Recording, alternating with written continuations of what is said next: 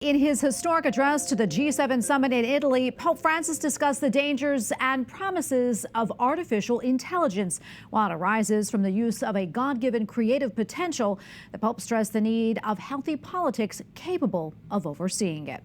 EWTN Vatican Correspondent Colm Flynn has more. Good evening, Tracy. No machine should ever choose to take the life of a human being. At the G7 in Borgo Egnazia in Italy, Pope Francis raised the alarm about artificial intelligence, especially when it is used in warfare, and stressed that people should not let super powerful algorithms decide their destiny.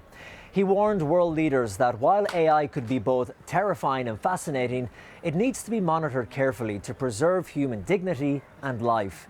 The Holy Father did point out that AI could be used in positive ways. It could give people creative tools, could inspire people, it could broaden access to knowledge around the world.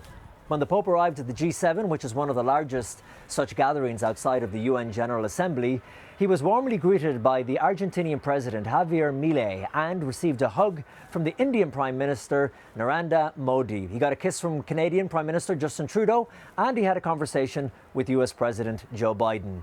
Now, when it came to the ethics of AI, the Pope spoke more generally and warned that it could increase the gap between developing and developed nations, and said, quote, "It is up to everyone, especially politicians, to make good use of AI."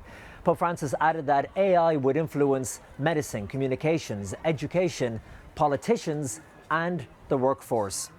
This has been a concern in countries around the world, that AI could take more and more jobs from people, increasing levels of unemployment. The Italian Prime Minister, Meloni, has repeatedly warned about the risks AI poses to the jobs market. In the afternoon, Pope Francis had a private meeting with the US President Joe Biden.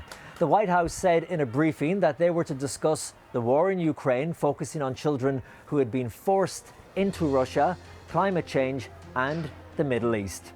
At around 7:30 p.m., the Pope left the G7, returning by helicopter to the Vatican. In Rome, Colm Flynn, EWTN News Nightly.